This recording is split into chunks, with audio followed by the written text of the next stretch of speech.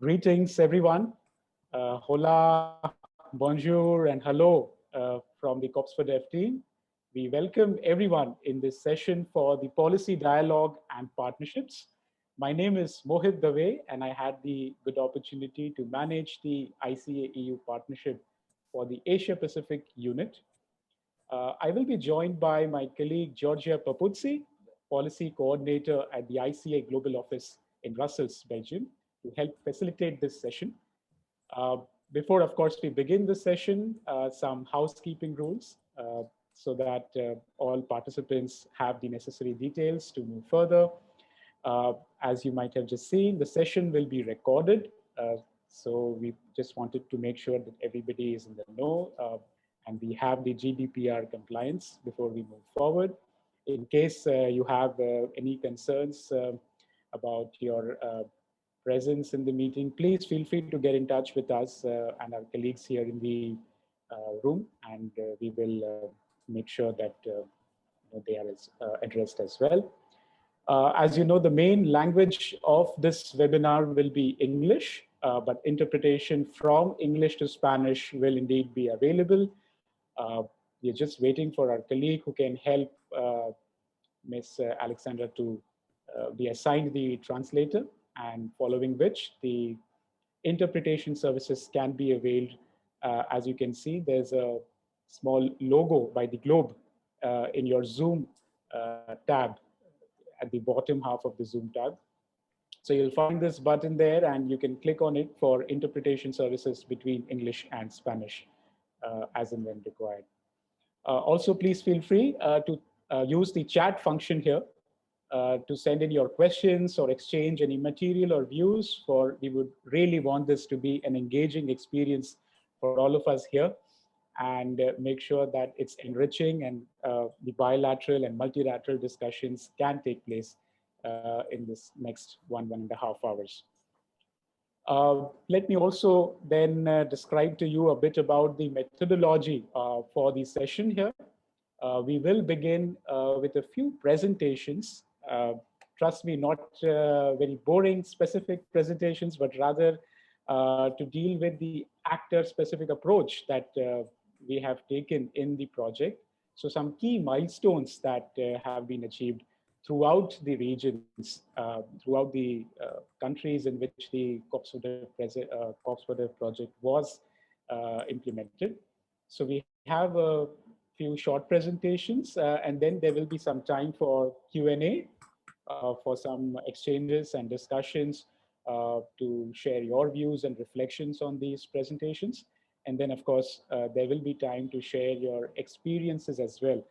The participants in this room, the partners, the members of the ICA, and other friends and colleagues who would like to share their experiences with the rest of the audiences. Before we dive into the specifics, we have here a small poll to be able to see who is around and assess the audience in a few seconds. So I'll request my colleagues here to please launch the poll so that we can see who all are part of this meeting, and if you can share some background on that.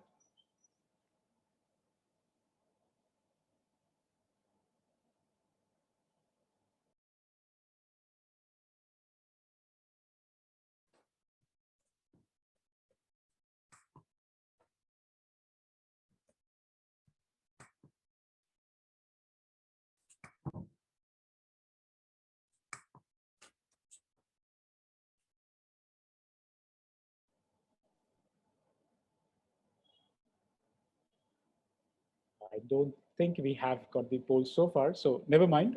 Maybe we can move forward, and in the due course, we will also have the opportunity to launch this poll, not to delay further.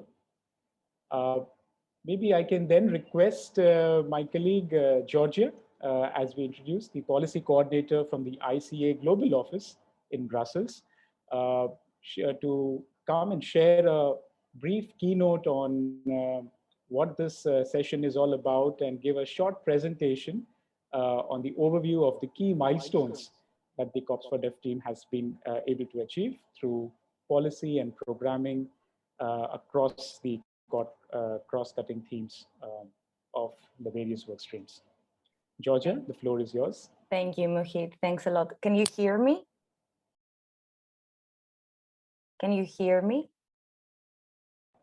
Okay, I think we are having some trouble with Georgia's audio, so we are trying to fix that in the meanwhile. Just give us a couple of minutes.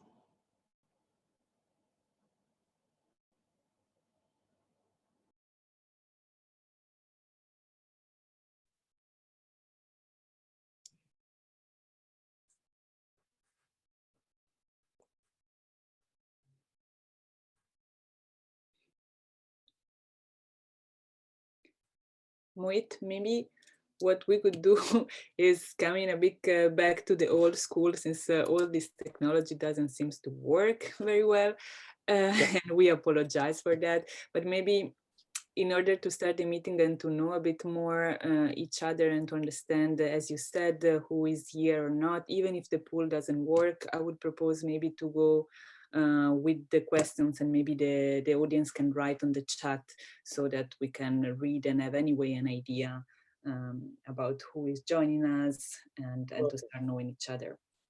For sure, that's a great idea. Thank you. Thank you so much, Sylvia, for the proposal. Yes, indeed. We are a bit challenged by the technology today again, but never mind. So let's go around the audience, and if you can share, briefly in the chat box here, which organizations do you represent? You could be an ICA member, you could be a civil society organization, you could represent academia, or a public authority, or any other intergovernmental organization. And of course, if there are others in the room, please feel free to, okay, we finally have the poll up and running. All right, so we will request the audiences, the participants, to please take this short poll so that we can identify the members in this room.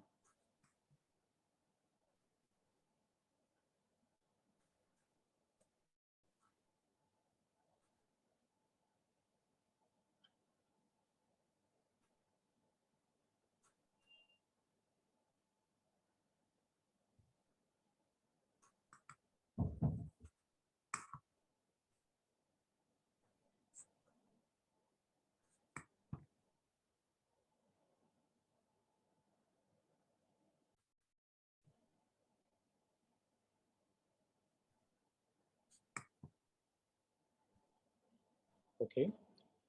I believe we are just waiting for everyone to, yeah.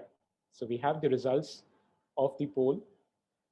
So we have most organizations from the civil society space, CSOs, 31% of the group. We have a good number of ICA members as well in this group. Also organizations representing the public authority, and of course, other organizations who may not be identified in these specific 5 groups. Did you know about the partnership before? And we are very happy to know that 100% of the audiences here have said that they do identify with the partnership. Sorry, my poll results just went out, so I'm not sure what the third response was. Yeah, so here. And have you been part and parcel of Cooperative activities, and in which ones? So we have a good number of participants from the joint projects, others from key partners in events, and also from the capacity building events that the partnership has had, and representation also from the advocacy. All right, that's a great diverse group that we have here.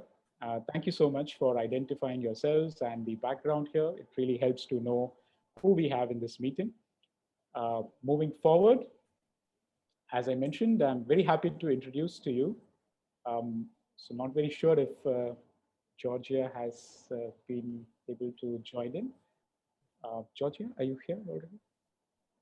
Can you now hear me? Oh, perfect. That's Okay. it. Thank you so much. Let's give it a try. I'm really sorry we did not start like the correct foot, I would say, the day. I will try to share my screen now. So we share like a few bits of what we have been doing and how this big puzzle, let's say, of policy and partnerships is coming together. Can you all see my screen? Up, down, yes, perfect. Yes, for sure. So first of all, I want to thank everyone that is here today, and thanks, of course, to all my colleagues that they have been part and parcel, I would say, as many of you, of the different activities, but also of the policy dialogue and the partnerships throughout this COPS for Dev journey. Many of the things that we will discuss today, they were already mentioned, and I'm extremely happy, I have to say. They have been already mentioned in the first place, in the first segment of our day today, because of course, as you can imagine, the policy dialogue and partnerships, they are two of the elements that make any kind of strategic partnership move forward. One feeds the other, and advocacy, of course, cannot exist without programming, but also without partners in order to build on advocacy. We are some of the lucky ones, I would say, that we are having a strategic partnership with the European Commission since 2016. And since the very beginning, when we started putting the pieces of this puzzle together, we thought, what is the global framework of international development in order to put our strategic priorities into place? Of course, as you can see on the left side of this colorful, I would say, slide, you can see all the SDGs. Of course, as cooperatives, we are preaching that our cooperative identity is giving back and contributing to all SDGs. However, in order to put our strategic priorities up front, we had, let's say, to select those sustainable development goals that they show our comparative advantage. Of course, everything is around the eradication of poverty, and cooperatives as business models, they could not miss this element of financial aspect and financial emancipation towards the different communities. How we tried to do this, of course, through different partnerships that I will show you later with some of the key actors, as my colleague Mohit mentioned already. We tried to take an actor-based approach, but also a thematic approach to deal with cross-cutting issues such as the gender equality, decent work and economic growth, but also other types of inequalities that they are towards specific groups such as youth. Policy dialogue to achieve results. Of course, we cannot just do advocacy for the sake of advocacy. Advocacy is part of protecting, but also maintaining, but also expanding, I would say, the rights and the interests of cooperators across the world, but also of our members, that they are the different cooperative federations across the globe. Different policy dialogues, we participated as COPS for Dev team in different policy dialogue forums in order to bring these comparative advantages and our, let's say, stars into dialogue and into policy argumentation towards other colleagues that they are sitting around the table.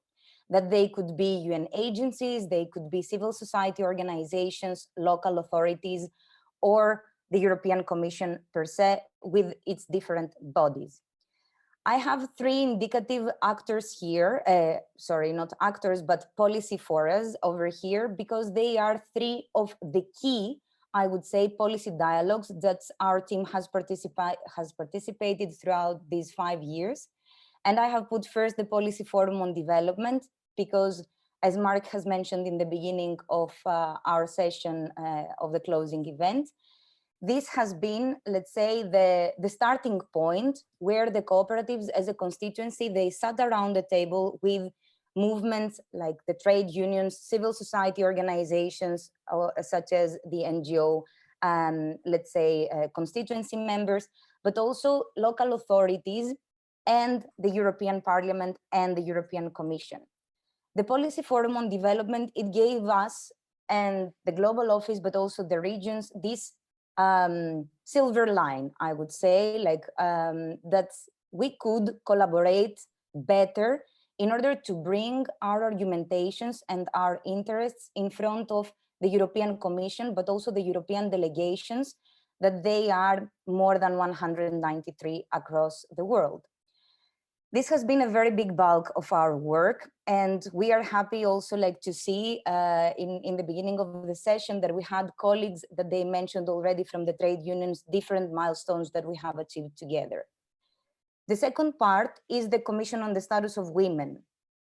Of course, we cannot claim that our activities, they were only gender specific, but of course we have been looking at gender inequalities as one of the cross-cutting, let's say, issues in order to support also the different committees, also from the global office, but also from the different regions, around protecting, I would say, and pushing forward for the rights of gender-led, I would say, cooperatives, but also gender within the cooperatives themselves, into a broader dialogue with other organizations at the UN level, and more specifically the UN Women. The social dialogue, as you probably already know, of course, is a tripartite dialogue where we are having like a very close collaboration, of course, with the trade union movement, and it is held like at the ILO, where some of my colleagues later on, they will share some of the milestones that we have achieved around like the ILO centenary. Of course, all these in support to our organizations that go beyond, I would say, international development, but rather than supporting the strategic priorities of the cooperative movement.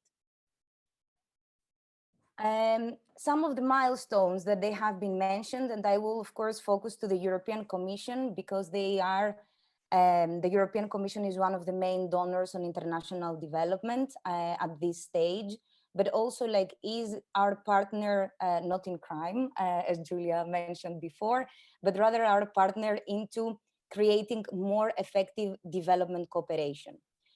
One of the first milestones, in collaboration, of course, with the regions, but also with some of our allies, our partners in crime, it has been the consensus on development. That is, of course, the strategy that the European Commission is using in order to achieve the SDGs through its EU external actions.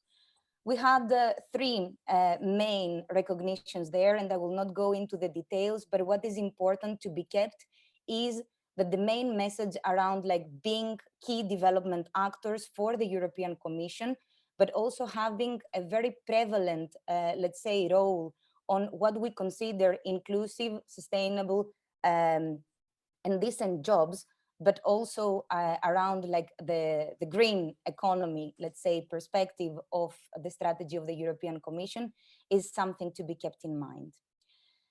Marlene mentioned in the beginning like of the session that of course the strategy comes like with a budget, and here comes of course the Global Europe, which is basically the budget of the European Commission from 2021 to 2027. And it's the Neighborhood Development International Cooperation Instrument. You don't have like to remember this.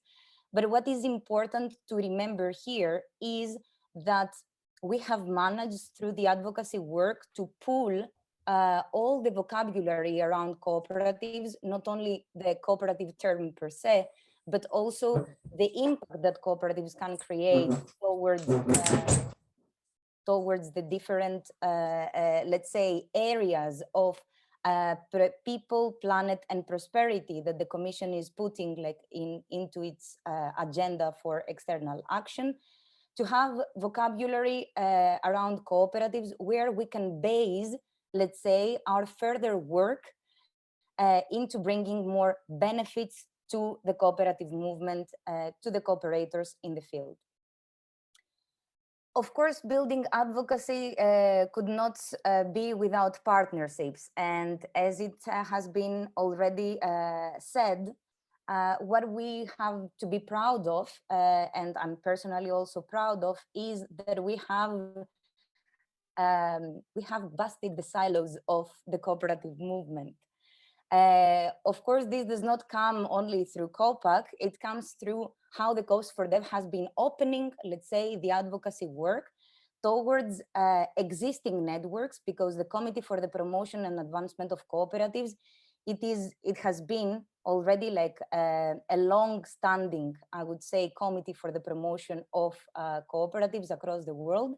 And here I have just put for your information some the members actually of this multi-stakeholder committee at global level. We are having the International Labour Organization, the United Nations Department of Economic and Social Affairs, the Food and Agriculture Organization of the United Nations, and the newcomer, I would say, International Trade Center. With this, with COPAC, what we did through the COPS for Dev, it was to seal, I would say, and conduct a bit more work around a series of policy briefs on the cooperative contribution to the SDGs. We thought that those are the arguments that we can use basically in order to bring not only specific examples from the field, but also concrete arguments around our cooperative identity, values, and principles into tangible argumentation within the specific documents. One of the latest ones, of course, that also uses the case study of the ICA-EU partnership is the one that is focusing on SDG 17. Building further on our advocacy and partnerships, I would like to highlight, of course, two of the main ones. There are many more that the colleagues, they will talk about. They have been those with the fair trade movement and, oops, I have a typo there, I'm really sorry for this, the trade union movement. What is important to be said here is that in 2018, ICA has signed the International Fair Trade Charter that sets down the fundamental values of fair trade and, of course, puts together our priorities around decent work, but also fair trade through sustainable and inclusive business models that we will also talk about later. This, of course, all the advocacy can involve partners, can involve networks, but what is best than our own, I would say, networks, the networks of our members, the networks from the cooperative development actors within our own family. And on this, I have three highlights, and please give me like the opportunity, of course, to name first Cooperatives Europe Development Platform, because throughout these 5.5 years, we had the opportunity to celebrate the 10th, actually, it's a network of more than a decade. They have been pioneering, let's say, on what we are calling cooperation among cooperatives, and they have really put the principle into implementation. And the big thanks like for this partnership goes to them and the work that has been done before. But we took inspiration, and we took inspiration by creating the ICA development platform at global level and the Cooperatives of the Americas development platform. Of course, each one of the platforms has different elements and of course different aspects, but what keeps us all together into this is our focus for advocacy on international cooperative development. Building advocacy through partnerships and visibility, many times we are having this kind of perception that silo busting can only happen in between lobbyists' corridors and advocacy, I don't know, in the corridors of the European Union. But what is important to be said is that visibility, especially in our times, is a huge tool in our hands that has given a lot of opportunities for outreach for our advocacy work. I want, of course, to thank our colleagues on communication for all this great work that they have put there. But I would like also to highlight two specific examples. One is our cooperation with the aroundtheworld.coop, which is a partnership with colleagues that came in Brussels a couple of years ago to share like their idea. And we have all pitched for this great opportunity to try to transmit advocacy argumentation through videos and testimonies of people in the field. So a big thanks go to the aroundtheworld.coop team, and of course to Sara and Andrea as their, like the big leaders of this cooperative. Another important also point to mention for advocacy is through visibility is our events. Many of you have participated in many policy events where basically the key priority it was to transmit the cooperative messages around international development through dialogue around our stands, through the different press releases, through the different interviews that we had the opportunity to enjoy with other actors that they are like-minded as the cooperative movement. On this stage, I would like to thank you all, and I will pass the floor back to Mohit. Thanks a lot. Thank you so much, Georgia. I think you very nicely laid down the overview of the partnership across the 5.5 years and all the 5 regions, in fact, the 4 regions and the 5 units that worked in close coordination. Thank you again, and we'll of course come back to you for some more reflections and reviews as and when we have some questions from the audience.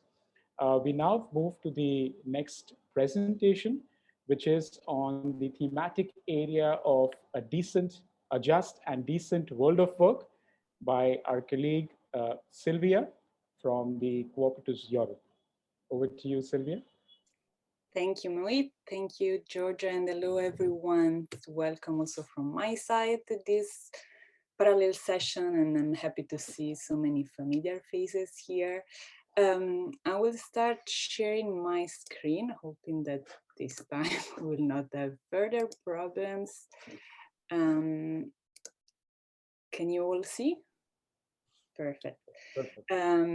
So as indeed Georgia and Mohit just mentioned, the presentation, my presentation, but also the one of the colleagues that will follow, are focusing on showcasing some of the main milestones. Of course, we had to choose some, so we couldn't display all because there are actually many more.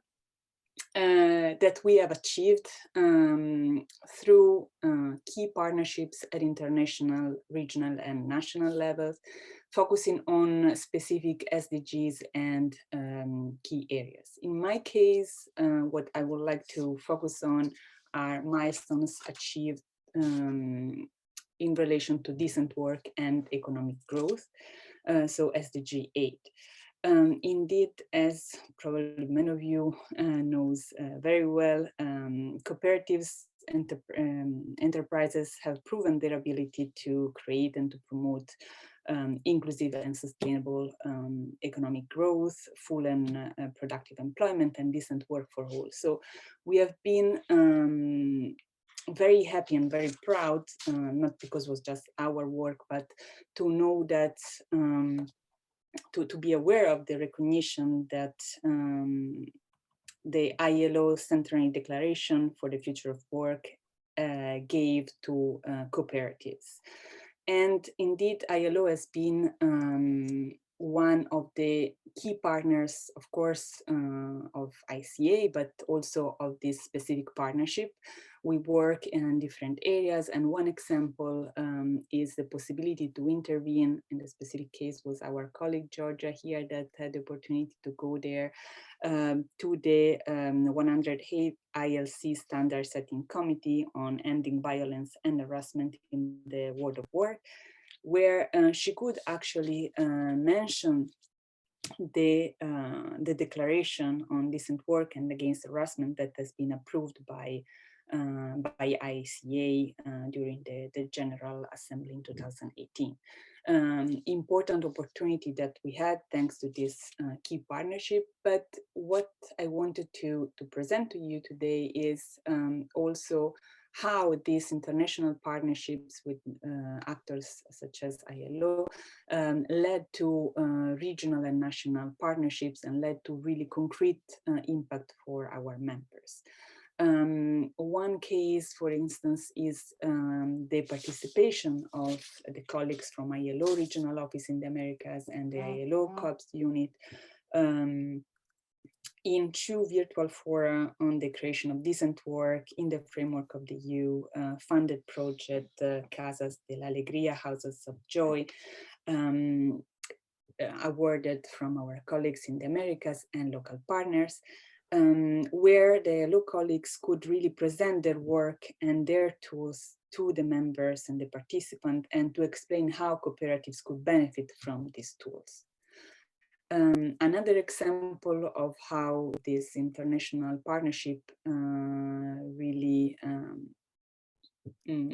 led to more concrete national impact has been the opportunity for the colleagues of the CDP that Georgia mentioned before, the Cooperatives Europe Development Platform, to participate to a training on ILO Accelerate.coop package at the ILO International Training Center in Turin in Italy, in order to, of course, exchange on the content, but also to reflect on new methodologies to develop innovative and efficient working procedures to allow cooperatives to better cope with their challenges on the field. And of course, the CDP members, they don't act only at European level, but also at international level. So their preparation and their reflection on this methodology had an impact also at international level. I will continue with examples on how key international partnership led to more concrete regional and national impact for our members. With a great example, I think, of our collaboration with the European Commission that, as has been mentioned many times today, is, of course, our main partners of this FPA and of Cooperative. And of course, one of the way in which this partnership is translated is through EU-funded projects. In this case, we are presenting here one that has been awarded by our colleagues from Cooperatives of the Americas, and that is still up and running. And they are doing in collaboration with local partners. And this is a project that indeed has the aim of promoting decent work in and better living condition in the coffee sector for migrant coffee pickers and their children. And I think the interesting part of this project is also the opportunity to have a fund of 75,000 euro for third-party funding to promote decent work and improve working condition more in general in the agriculture and fishing value chain in Costa Rica, where the project is implemented. What is also very interesting is how, even if we cannot take the credit for the entire, let's say, final achievement, how many of the activities of COPS for Dev that we have done during these years led to broader collaborations with our ICA colleagues, with other actors, ICA committees, or simply led to, let's say, the start of other activities in other regions. One example is indeed what the legal framework analysis that COPS for Dev led, and was mentioned also before in the plenary session, was a sort of trigger for starting a broader collaboration with ICA legislation colleagues, experts and committees, and for the development that is still ongoing activities of the model law to help and promote and protect cooperatives through the African continent. At the same time, another example could be the GCE program, the Global Cooperative Entrepreneurs Program, a global program that then led to strong impact in different countries, in different regions, Here I'm just taking the example of in Zimbabwe, where actually 2 youth cooperatives on renewable energy have been registered with more than 200 young cooperators involved, thanks to the fact that this program, the GC program, was able to create an enabling environment for young entrepreneurs to develop their own skills and their own COPs. If you want to know more about the LFA activities or the GCE program, since these are activities that will be presented a bit more in depth in the other parallel sessions, please be free starting from next week to go to the website of the event, where actually all the recording of the other sessions together with this one will be displayed. And of course, here, going to the Asia Pacific region, another important milestone that we are happy to present is a very big collaboration with the colleague of ICA Asia Pacific, with SICOPA, the International Organization for Industry and Service COPs, but also with other ICA members organizations, research institutes, individual cooperatives, individual researchers. So a very big collaboration that led to the publication of the report on cooperatives in industrial and service sectors in the Asia Pacific region, a report of 2019 that tried to answer to some of the key questions from the world of work of cooperatives for the Asia Pacific region, questions such as what are the contribution of cooperatives to work and employment, what are the new emerging models of worker cooperatives in Asia Pacific region, how can policies be improved for the conducive growth of worker cooperatives, and so on. So I think this indeed could have, and actually had already, a strong impact for all primary COPs, for all our members as well. I will conclude because time is already running, speaking about another key partnership with another kind of actors, which are the civil society organizations. We have already mentioned trade unions multiple times, and we already had the opportunity, for those of you that were also in the plenary session, to listen to Julia, that came indeed from the trade unions. And civil society organizations are one of the most important partners that work with us in all the these last 5.5 years. And trade unions, I think, particularly in relation to SDG 8, is are one of the key partners indeed that worked with us on the Policy Forum for Development, on domestic resource mobilization, on informal sector, on decent work.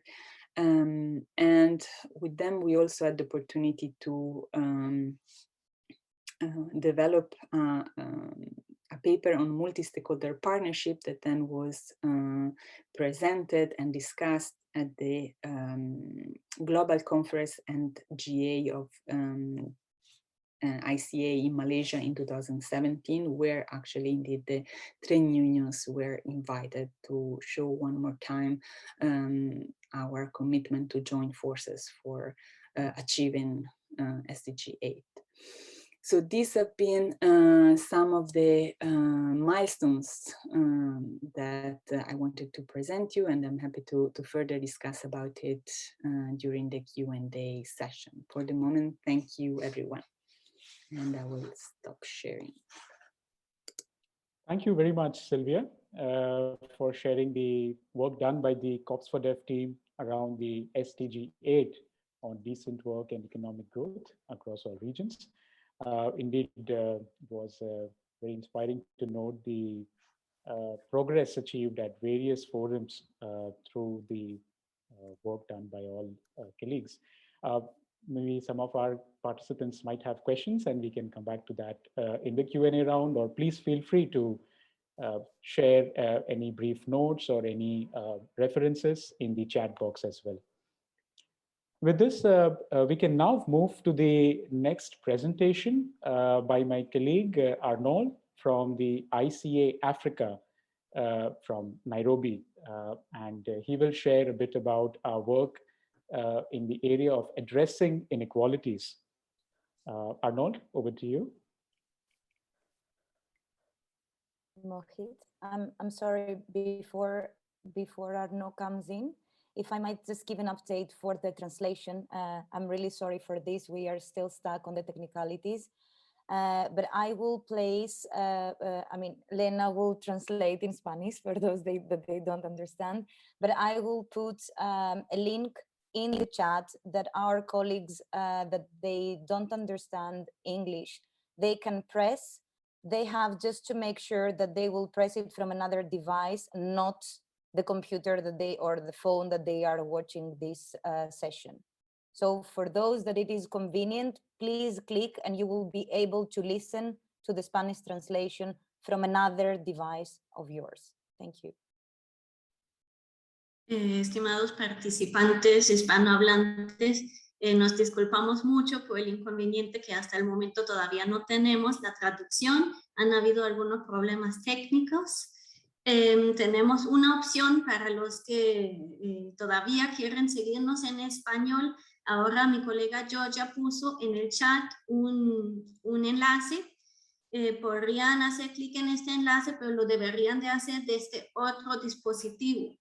Entonces, si le pueden seguir a este enlace, ojalá en este enlace les vaya funcionando la traducción, la interpretación, pero no podemos parar, digamos, la sesión en este momento. Puede ser que los que nos han seguido hasta este momento no tienen inconveniente en escucharnos en inglés también, pero por los que sí quieren seguir escuchándonos en español, pueden probar de hacer clic en el enlace que se acaba de enviar en el chat de este otro dispositivo y se vuelvan a reconectar, por favor. Muchas gracias.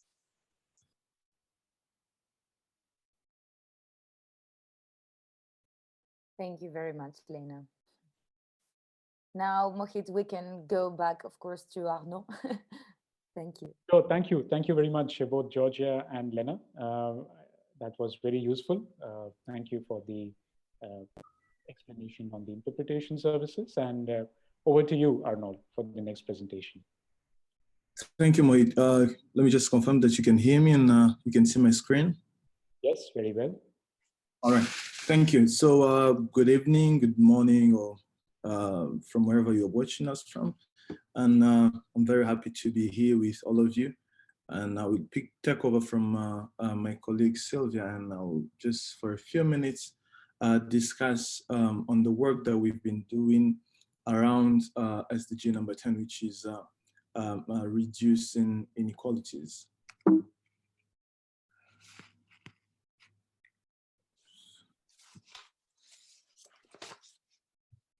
Okay, good. So I will start first with this special partnership that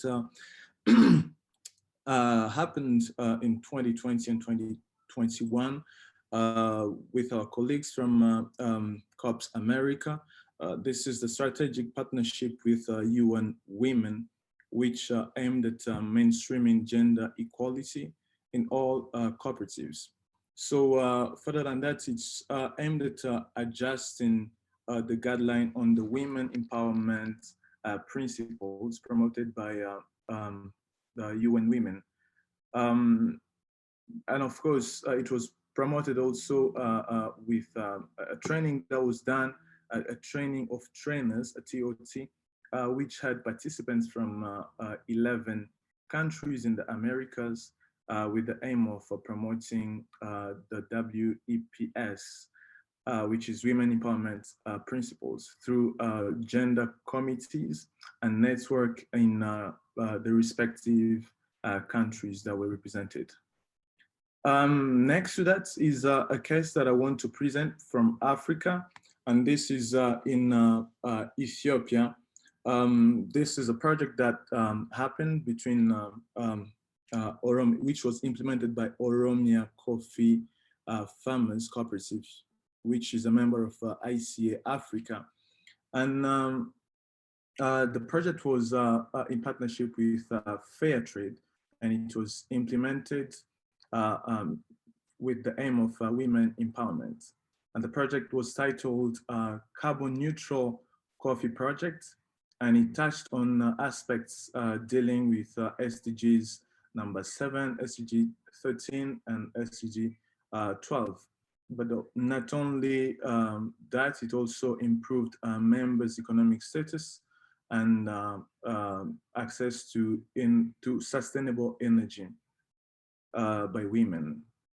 The next slide, still on addressing inequalities, you'll have on your screen, I believe, 2 photos.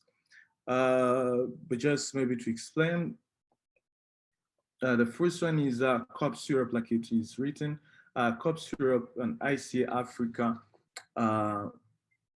but also together with women engagement for a common future.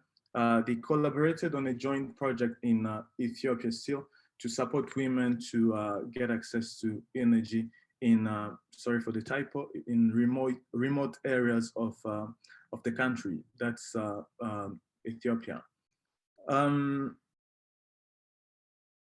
Yeah, so what should I add on that?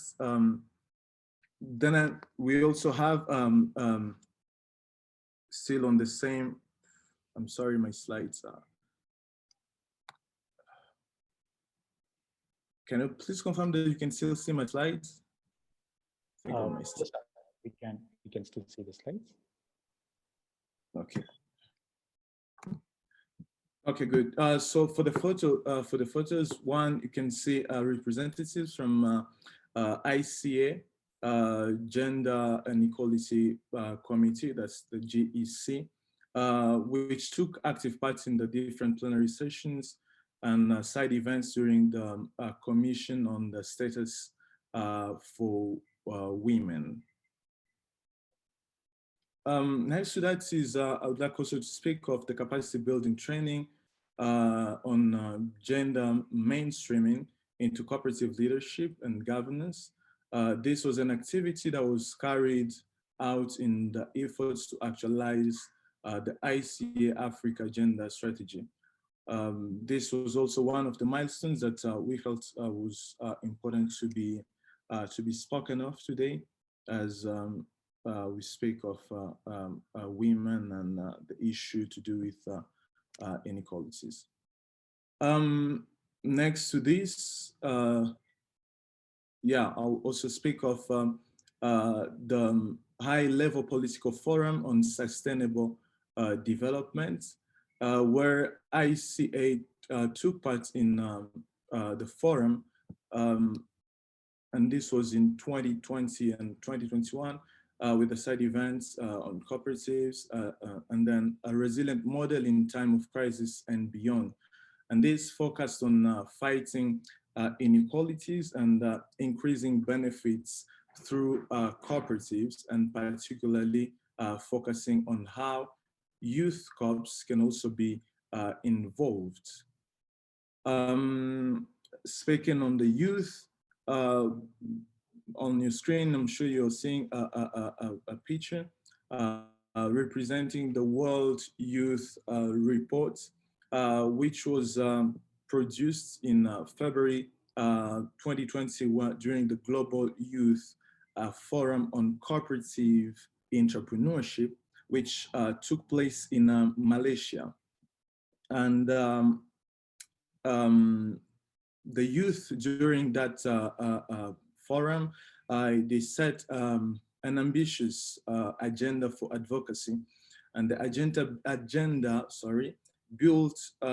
was built through a participatory approach that took in account the current political discourse and the future of work, as well as the Agenda 2030 for sustainable development and sustainable development goals. And also it the agenda looked at 5 main themes. The first one being sustainable economies, the second one being collective action, the third one being digitalization, the fourth one being education, and the last one was just societies. Yeah, and here you can still see some more images and photos of participants at the Global Youth Forum on Cooperative Entrepreneurship in Malaysia, just like I've mentioned in the previous slide.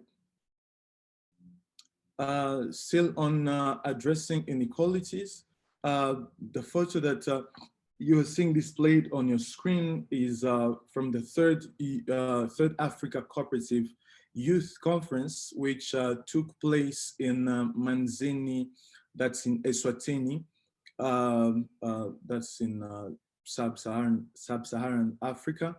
And during this conference, in partnership with Junior Achievement Kenya, I mean, a following activity from these events from ICA Africa and Junior Achievement Kenya, together with the Kenya Union of Saving and Credit Cooperative, a member of ICA, they came together and they signed an MOU which had the objective of promoting school cooperatives and youth inclusion. Maybe some one or two more milestones. I hope I still have 1 minute on my time. On general milestones, I would also want to mention engagement that have been happening with EUDs, especially in terms of contribution to the latest programming.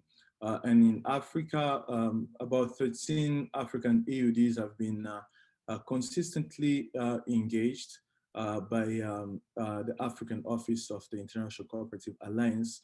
And bilateral discussions, like I've mentioned, have been happening, and which have also given fruits in terms of projects implemented by our members in one or the other country. And of course, different partnerships and MOUs have been established during the 5 years. And if I would like to mention maybe one or two here, I'll mention the one with Fair Trade and the one with Aflatun International.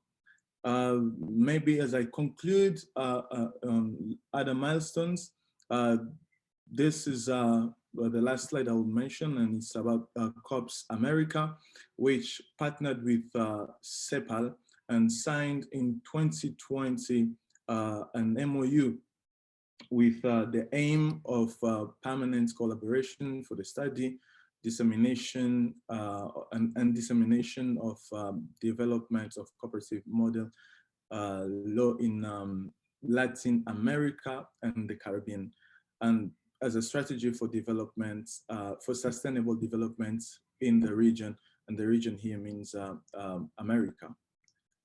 Thank you for listening to me, and if there are any questions, please feel free dropping them in the chat section, and we will attend to them. Thank you, and back to you, Mohit. Thank you so much, Arnold, for this presentation and highlighting some of the work done by the regions around addressing inequalities.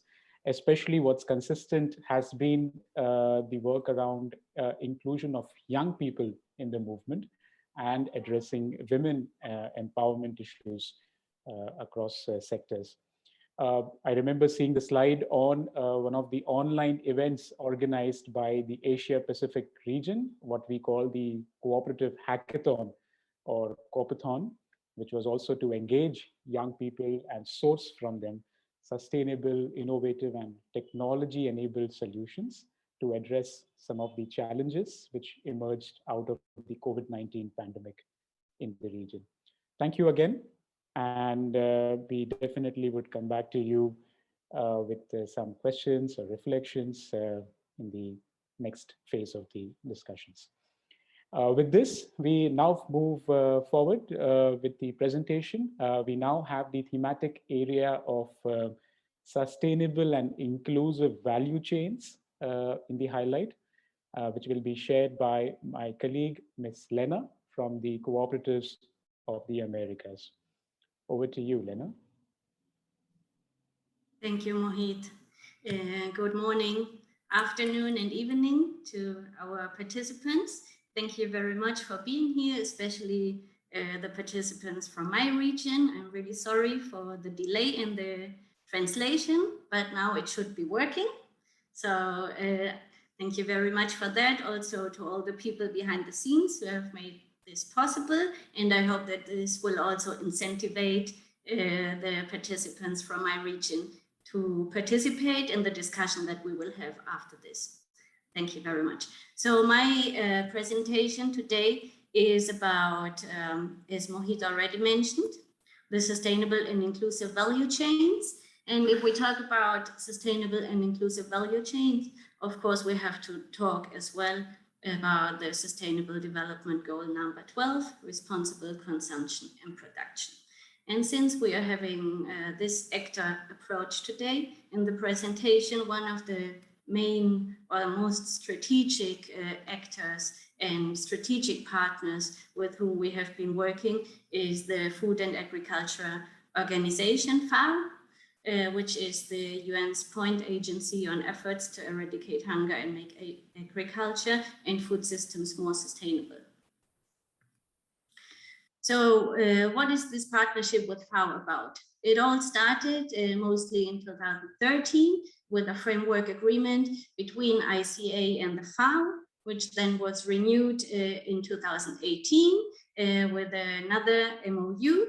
And as you all know, that 2018 is already within the framework of the FPA.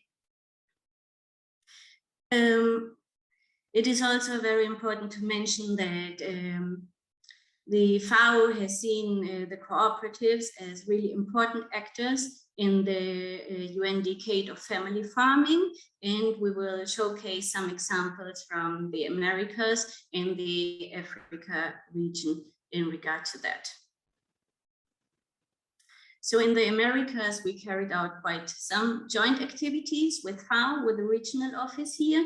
So for example, this week, we hosted a joint conference on intercooperative cooperation and integration as a motor for the transformation of food systems.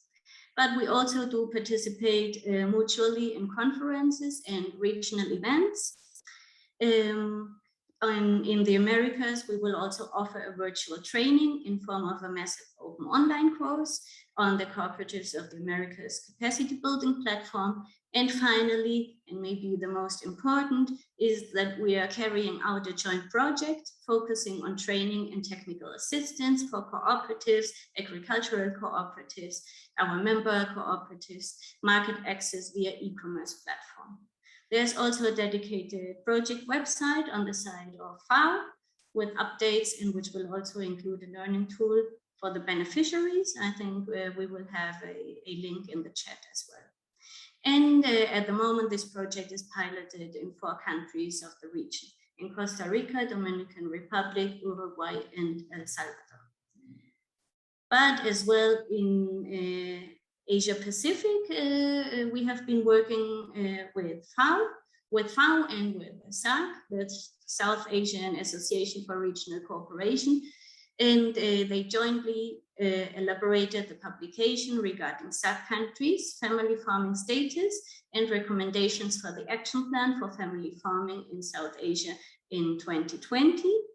In 2021, as a follow-up, ICA Asia Pacific and FAO organized a consultation with 75 participants of the SAC countries for the review and finalization of this action plan.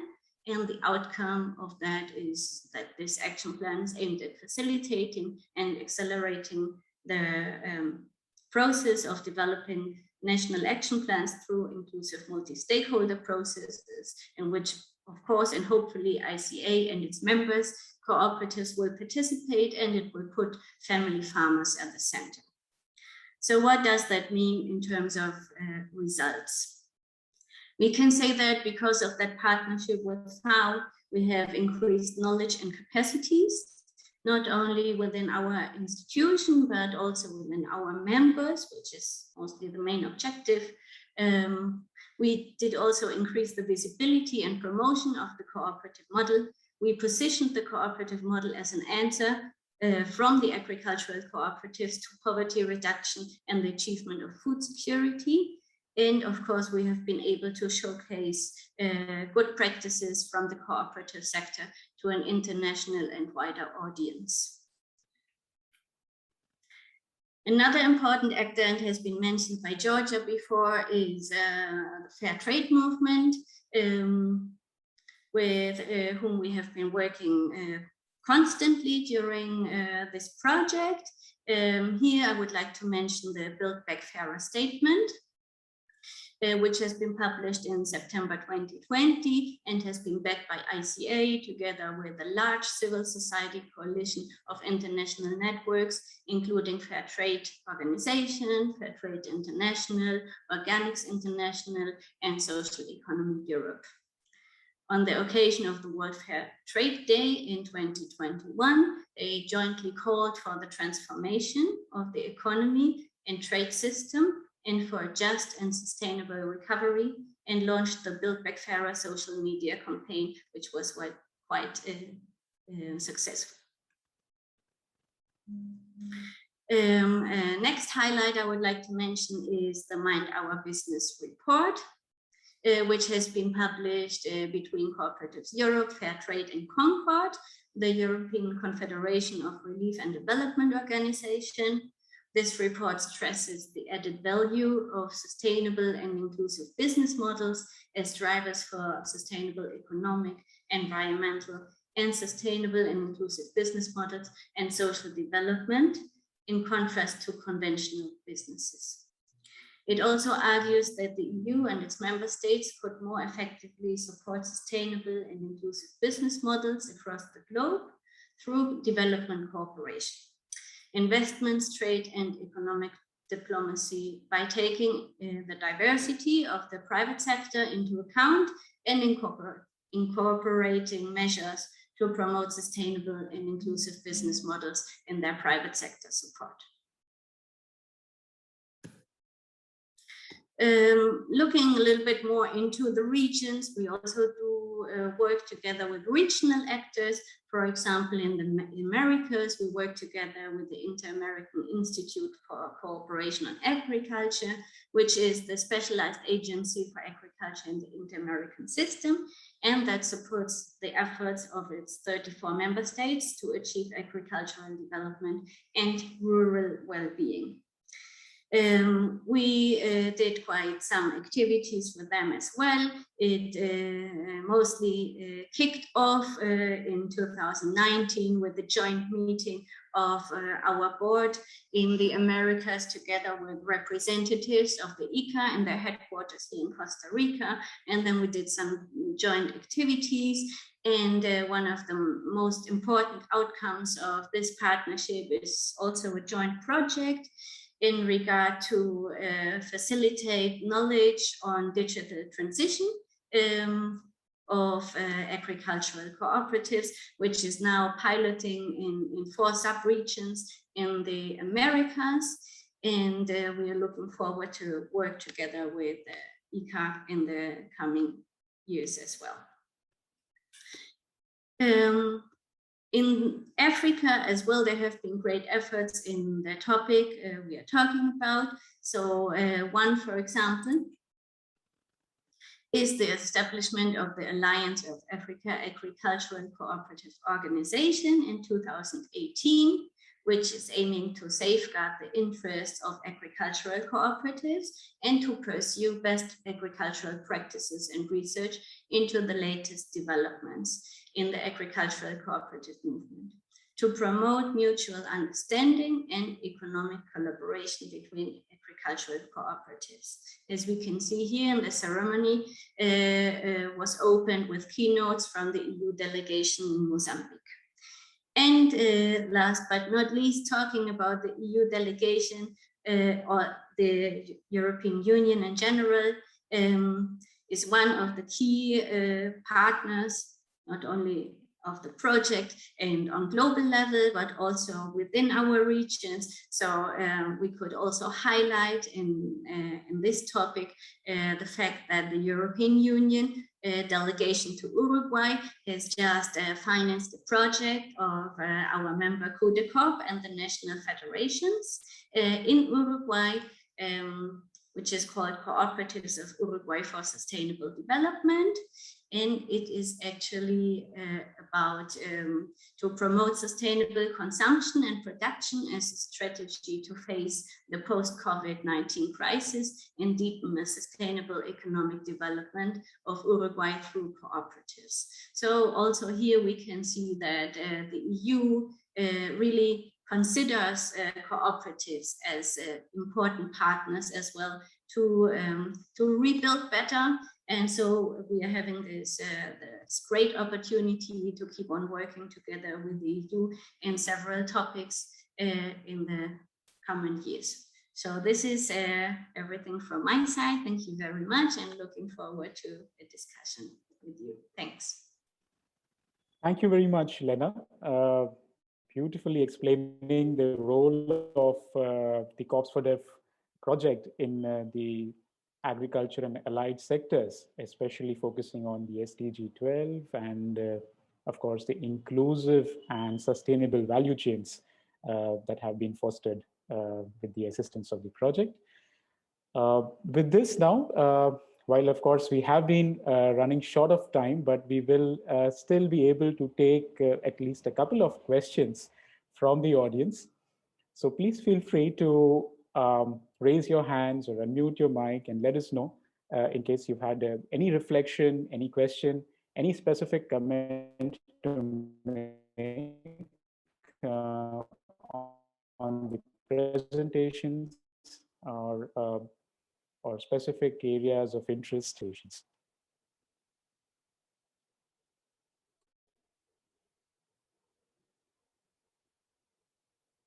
No one dares to ask a question today. I know some of you, you're quite vocal. Yeah, I see Francesca has raised her hand. Francesca, go ahead till the others warm up a bit. Okay, first of all, I think that was a very incredible work. So thanks to all the people that worked on it. I think that could be very important for us. And I think in some way we are very lucky because inside the SEDEP and the ICDP we are always a very incredible knowledge about all these steps, but will be important for the global cooperative movement. I don't know, to have some opportunity tools to share all these in the right time, because it could be more possible to create some interconnection. This is the first thing. The second, that I'm very happy about all the efforts in different continents, like in Africa, like in America, also for the agricultural cooperatives. And as we are placed in Rome, we know very well the FAO, and so we are very happy also to, put our experience of the Italian cooperatives that there are, an excellence in all around the world, like the Made in Italy. And I think that we need some, opportunities to involve our cooperatives. So our European cooperatives in general, to create more exchanges, create more interconnection, best practices, because I think that this is our another powerful tool for our future. So I just think how, and just try to create some these opportunities. And the last thing, I think that as we are as you know, working international cooperative projects, it's really, really important because we receive needs of different countries, so many different needs. So I think that would be important if we can just try to think in ICA like room, CDP, SEDEP, no, about how to move in this case, because I mean there are different opportunities, connection around the world. So I think that we need to collaborate more and more to face the needs of this country, linked of course to all the things that you underline, like decent work, poverty reduction, and sustainable agriculture, and food security, and so on, women empowerment, and so on. Okay, thank you. Thank you very much, Francesca, for this intervention. You rightly put a couple of things that I think that they are part of, let's say, the priorities that many of the development actually platforms, as you mentioned, they are trying actually to resolve. And I think that this is a continuous effort that we have to take, of course, like keeping our development platforms alive, but also looking a bit beyond the development platforms, how we can reach out better, like to other members that they don't specifically work on international cooperative development. Thank you very much for this point taken. I see Mrs. Neri Campos. She raised her hand. Hi, please go ahead. The floor is yours. Bueno, muchas gracias. Well, thank you very much for all these shared experiences. I am from Argentina. I graduated from the University of Santiago del Estero as a BA, with a BA degree in cooperatives by a research institute and project institute of social and economy.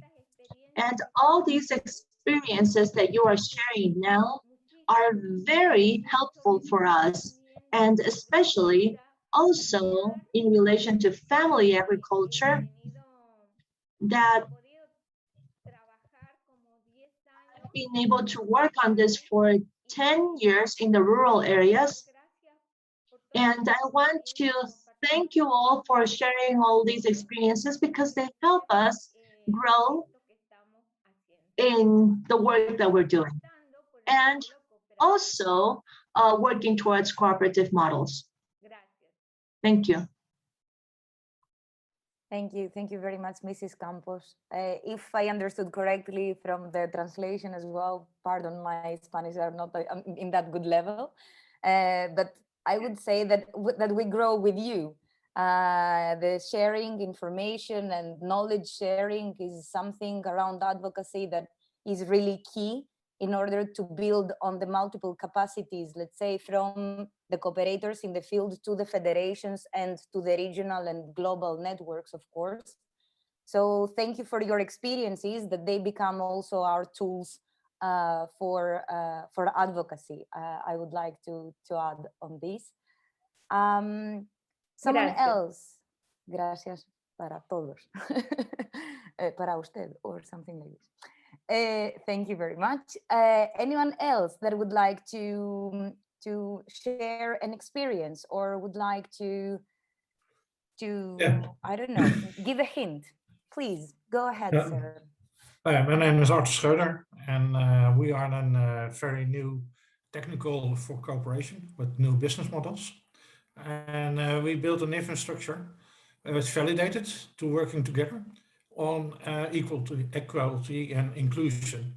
And one of the projects we do is on healthcare, to make it possible to low-income countries and partnerships to make it sustainable healthcare possible for communities. And dus that is what we can offer. And we want to talk to make how we make it happen, to work together and to make bridges on a data secure way. A lot of things are now happening.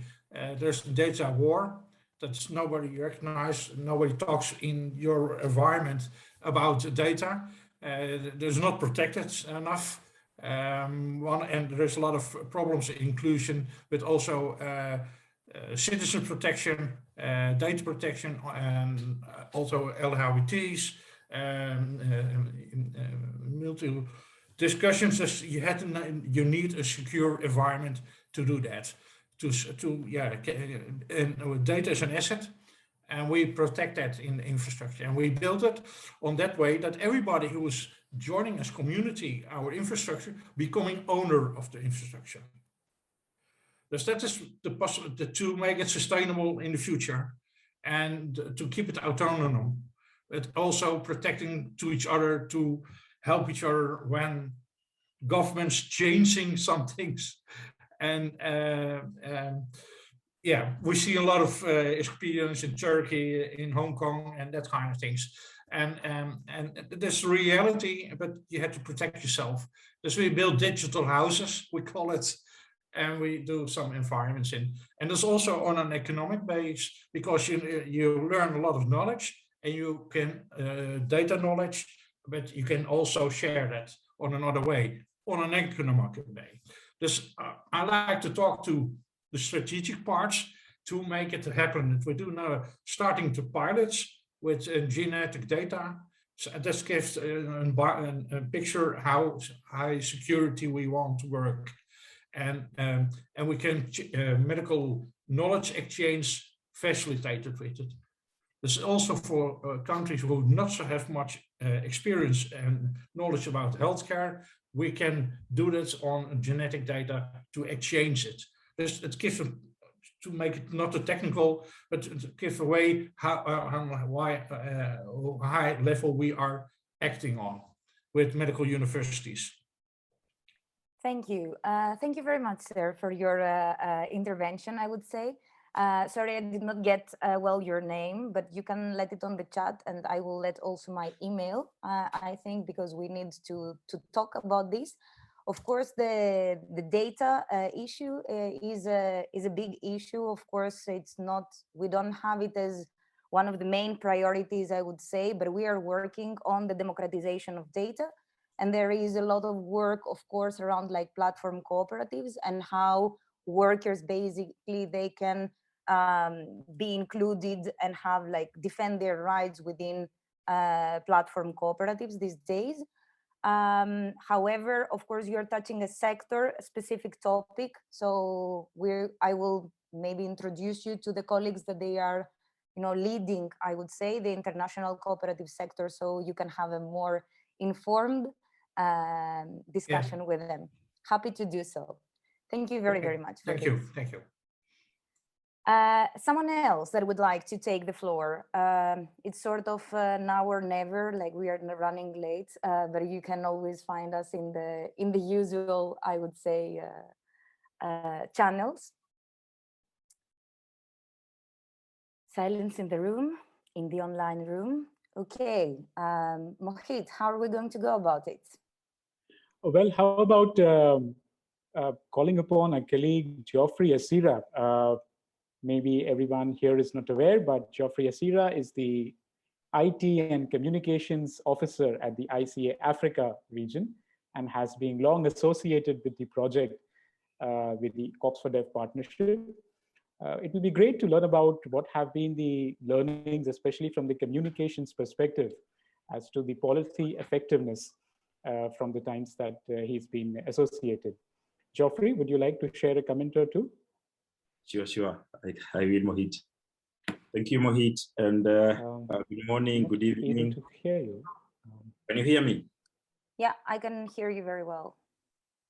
Okay. Can the rest hear me? Okay. Okay, let me go ahead. Thank you, Mohit, for the opportunity. And good evening, good afternoon, good morning, depending on the region that you are in.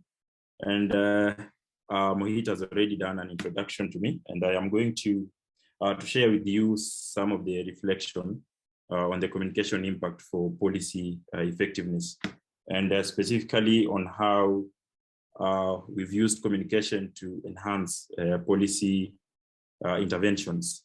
And just to start, first and foremost, we need to showcase or talk about what we are doing on policy dialogues and partnerships. So this is basically for the knowledge of the people that you are targeting, for these policies as recipients. So one of the ways that we've utilized is through awareness creation about different policy dialogues that have been taking place within the partnership.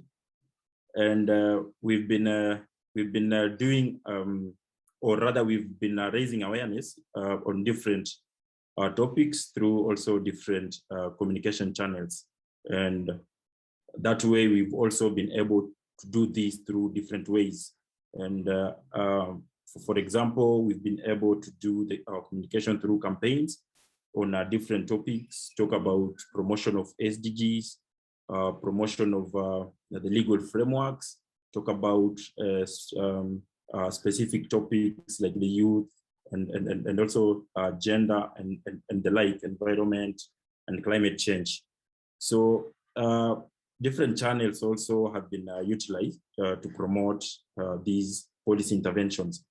And I'm going to take you through examples. We've been able to utilize the digital platforms, and whereby we were able to do some websites so that we can reach our targeted audience with different information or with the different activities on policy topics. We've also been able to utilize the online platforms, mainly the social media platforms, talk of the Facebook, Twitter, LinkedIn, Instagram, YouTube, and others. And I think very soon you'll also see us on TikTok with the same messages. Also, we've been also been able to utilize the print messages, and I'm sure some of you got hold of some nice stickers that we've produced with the different messages, and I think through that we were also able to have an impact on in terms of policy interventions and also communicating about policy materials. Of course, policy interventions need well-packed or a well-packaged information so that you can be able to communicate effectively. And so with that, we've been able to utilize different skills so that we can be able to package our communication too. So, and through this, we've been able to use audiovisual materials, articles, talk of general press release that we've done to general public for their consumption in terms of policy work. Talk of audiovisual material, Georgia had given an example of around the world.coop, whereby we've done some COPs or camera work, getting some film of inspiring COP stories from different corners of the world, with also from different sector of our economy.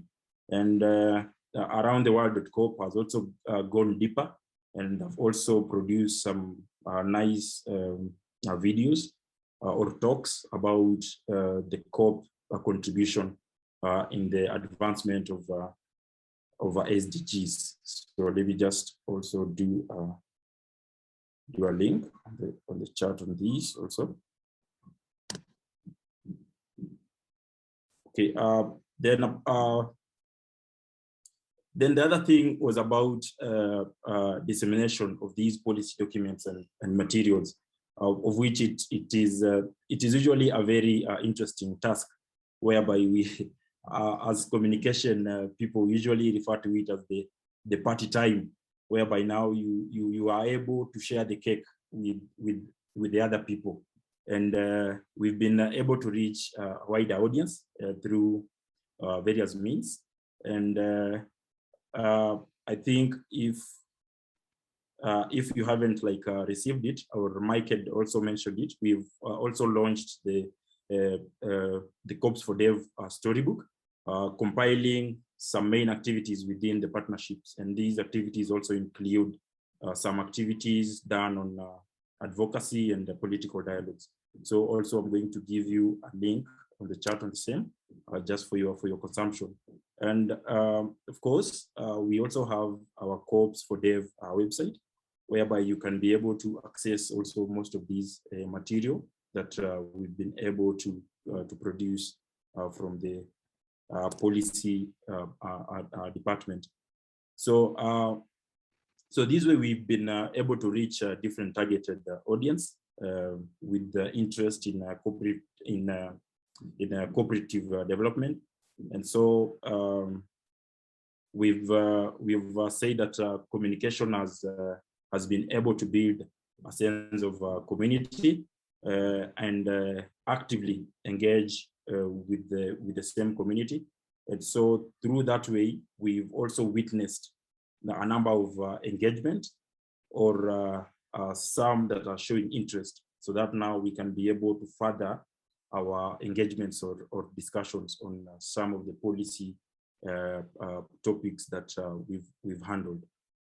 So I know there is much that we can share about the last 5 years, but for now I'll stop it there. And in case there's any specific document on specific topic that you would like us to share it with you, we'll be more than ready to avail it. Thank you very much, and back to you, Mahit. Thank you, Geoffrey. I will take the floor. Mohit has a small issue with his audio because technical issues, they don't let us go today, so we will go with the flow. Thank you very, very much for sharing like your thoughts and reflection. Definitely we have to do more, and we can do more in a more packed and packaged, well packaged, I would say, like advocacy period for the years to come, maybe.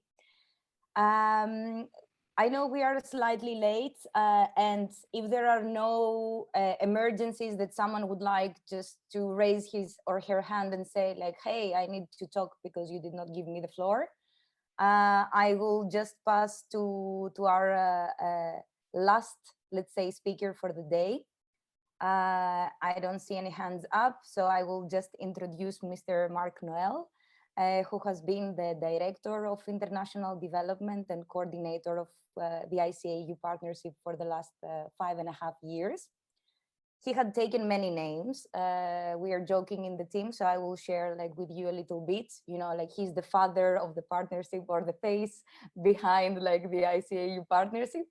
So I will start having like a small, I would say, challenging conversation with Mark in order not to do the casual wrap up. This would be the way that we will wrap up today. So Mark, welcome on board, first of all. Yes, thank you, Georgia. And these are indeed spontaneous questions, so let's see what Mark has to say. Indeed. So first of all, thanks for being in the Policy and Partnerships session. I know that we had to fight with the other colleagues who will take you, but here you are. And the first question maybe that I will have like to say, it's you have asked already the regional directors and the Director General, but I think that it's your turn now to tell us if you had to single out a milestone that played in the past, but also you would consider that it will play as well, because we would like to look a bit on the way forward. Would it play a key role for the strategic partner of the EU, like ourselves? What this would be? Don't start like putting all the milestones in line, please. Go ahead with one. I will also, in the sake of time. Thank you, Georgia, and thank you. It's a pleasure to follow the Policy and Partnerships. I have also to say it came very quickly in the conversation also with Marlene from the European Commission, but in the end, actually, Policy and Partnerships is at the beginning of everything, right? So any further collaboration, any further projects, any further research or projects or funding or whatever, Policy and Partnerships is really at its core, and I think it has been really dominant and a very important factor in our partnership, and I think that was really important. So about the factor, maybe I would mention two. I think we are running with two advantages, which makes us attractive as a strategic partner now for the European Commission, but I think also for other international institutions, which makes us really attractive. Because on the one hand, it's the cooperative model, because it's unique, it's heterogeneous, it's one model, it has 7 principles, it's the same in all the countries across the globe. And that's very different from other types that we know, like social enterprise, where already in Europe the definition is different in each country, or other form of enterprises. So there is a clear governance model, there is a clear democratic ownership and control for the cooperative model, and that makes it really, really attractive, because it's something which institutions can grasp, they can understand, even if they have never heard about co-ops, they can understand quite Porque easily. claro, si es que nunca han escuchado de COPs, esto es fácil de entender también. So I think, yeah, that would be the first one. That would be the, and then that combined, I think what makes us then the second point attractive, a part of that model, is that we are coming in a network. So speaking to a network for like the European Commission, but also for other international institutions, it's much easier to talk to a network for them, because they don't have to address their questions or the consultations or the input that they would like to have in their policies, the exchanges. They don't have to address it to 30 or 30,000 actors. They can actually address it to one actor, in this case the ICA, grouping representing the cooperative movement, and that gives us really, really a strong advantage, because it's a model that can be understood. It's one model. It's homogeneous. It has the principles, and it comes actually somehow in a package. So I think for the future also that fact of cooperation between co-ops and being in a network is really crucial. And I stop here. Sorry, I went way longer than I wanted. No, thanks, Mark. It's cool that you bring also like the identity in place, because it is something that I see the colleagues also from communication being like this. You know, we are having this year, of course, the 33rd World Cooperative Congress in Seoul. So it will be a hybrid, hopefully with not as many technical issues as we had today, but we will make it work. Let's keep positive. I will go also like with another question. I would say we need allies or ambassadors of cooperatives inside and outside the movement.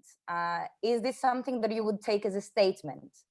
And if yes, I would say, what are the complementarities you identify in between the two?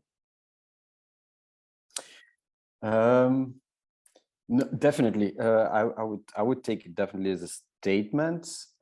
External partners, Patrick said something really interesting in the opening session about the whole of society approach. I think we don't have, I think obviously we don't have all the solutions in the co-op movement, but we are one actor which brings something specific and is definitely part of building a better world. And that's also why I think the European Commission has now recognized us as a key partner in achieving the SDGs. And I think so we have to, we have to recognize, and I think it's quite obvious that we are one of the actors. And I think there are many outside there with who we need absolutely to join forces if we really want to have also weight, because in the end, there are many actors outside.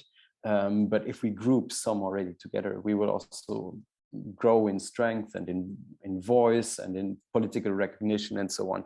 So I think this is really crucial. And internal partnerships, yes, of course. I think only a strong linked cooperative movement, which comes as a kind of a unity in its diversity, only then we can be one of these actors also for our external partners, which is credible, because if we are not coming as a credible actor, but as a fragmented piece, then of course it's also difficult to be recognized. Well, first to get internal strength, but also secondly to be recognized and really taken seriously by external partners. So definitely I would say they both elements are important, and both elements need, there is way more we can do in the future, and that's good, huh? So the sky's the limit.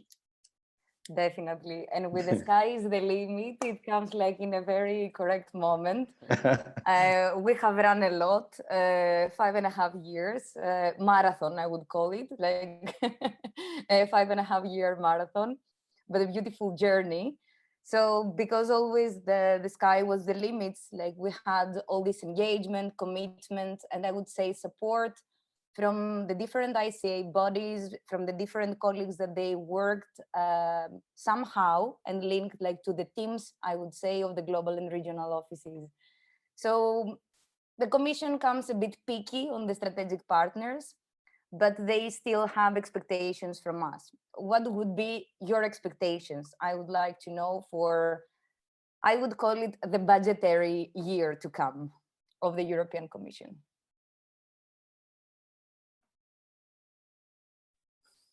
Expectations. Well, for the budgetary year to come, expectations, of course, I hope that we will remain and continue and grow as a strategic partner for the European Commission, definitely. Second expectation that the programs, as they are, as Marlene also said, are more and more decentralized than we know it. And I think it's a good choice of that this is happening more in country level, that we can also have more and more the members benefiting of the in-country programs. And yeah, I think these two. Cool. And on this, after those expectations, I don't know if someone else would like to share like his or her expectations as the last part of the day.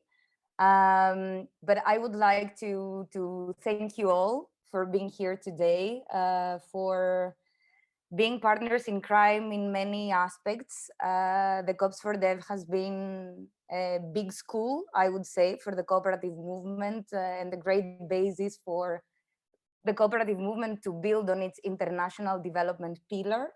For the years to come, this would be my expectation, that our work, let's say, that has been put in these 5.5 years, you know, can find other angles and entry points to support, let's say, further the movement, the regions and the cooperators on the field, as much decentralized as it can be.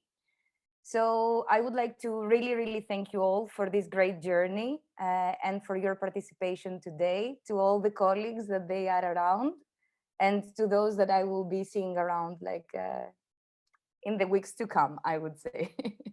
Thank you very, very much. Have a lovely day, evening, morning in some cases.